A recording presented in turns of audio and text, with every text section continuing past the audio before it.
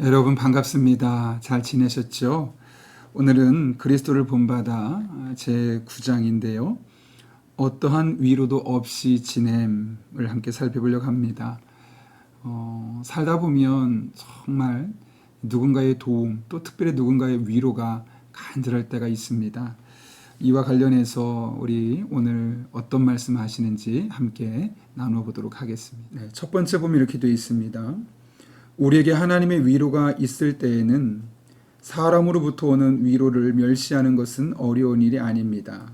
하지만 하나님의 위로도 없고 사람으로부터 오는 위로도 없는 상태에서 하나님을 사랑하여 유배당한 것 같은 심정을 기꺼이 참고 감내하면서 모든 일에서 자기 자신을 추구하지도 않고 자신의 공로를 내세우지도 않는 것은 위대한 일이고 참으로 위대한 일입니다. 사실 홀로 이와 같은 어려운 상황을 극복해낸다는 것은 결코 쉽지 않습니다. 누군가 그런 상황에 대해서 마치 캄캄한 터널인 것과 같다라고 비유할 정도로 마음도 몸도 지치게 만드는 상황이죠. 그럴 때 우리는 어떻게 될까요? 위로의 대상을 잘 찾아야 하는 것이죠. 그것이 4번인데요. 우리 한번 보면 이렇게 되어 있습니다. 하나님이 영적인 위로를 주시면 감사함으로 받고 그것이 당신의 공로로 인한 것이 아니라 하나님의 선물이라는 것을 명심하고서 자고해지지 마십시오. 너무 기뻐하지도 말고 주제넘게 생각하거나 행하지도 마십시오.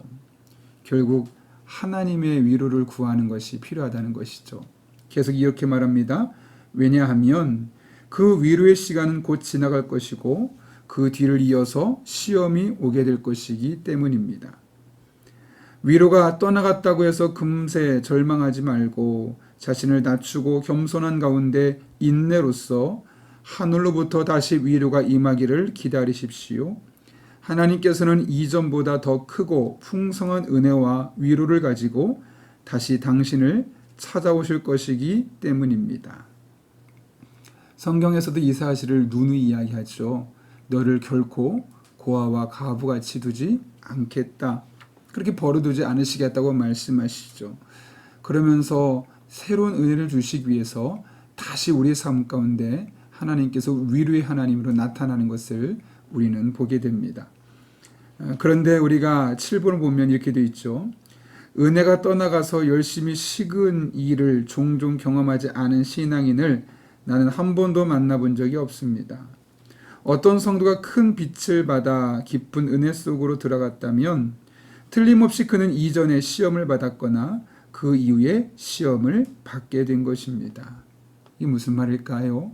위로를 다른 말로 하나님의 은혜라고 표현하는데 그것은 늘 좋은 상태에서만 주어지는 것이 아니라 반드시 시험이라 일컬어지는 고통과 인고의 시간을 보낸 이후에 주어지는 것이라는 것이죠.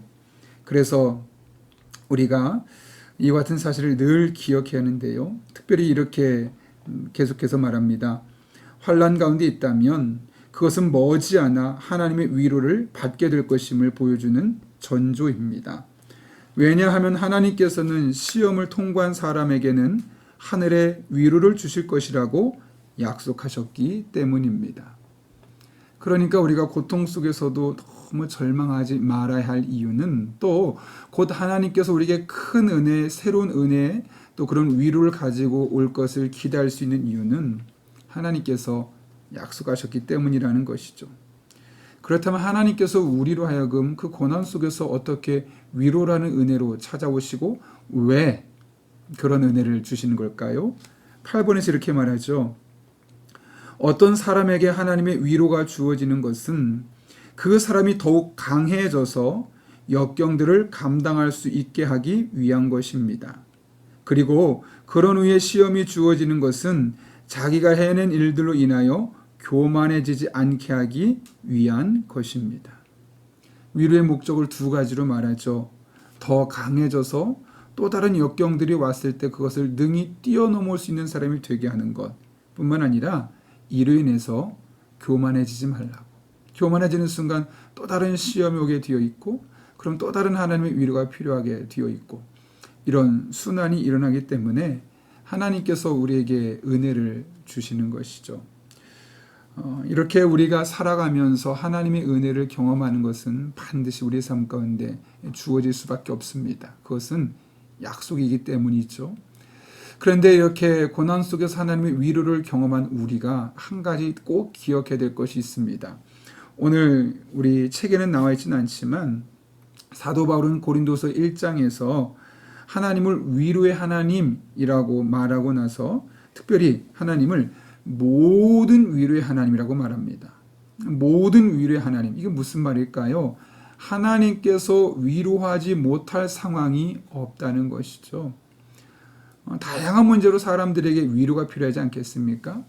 근데 인간들은 자신이 경험했던 수준 혹은 자신이 습득한 지식의 양의 수준에 맞춰서 다른 사람을 위로해 줄 수 있어서 누구나 한계치가 있지만 하나님은 모든 위로의 하나님, 다시 말하면 하나님이 위로하지 못할 사람은 없다는 것, 이 사실을 분명히 말씀하죠.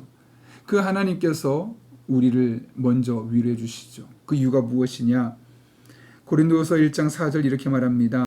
우리의 모든 환난 중에서 우리를 위로하사 우리로 하여금 하나님께 받은 위로로서 모든 환난 중에 있는 자들을 능히 위로하게 하시는 이다.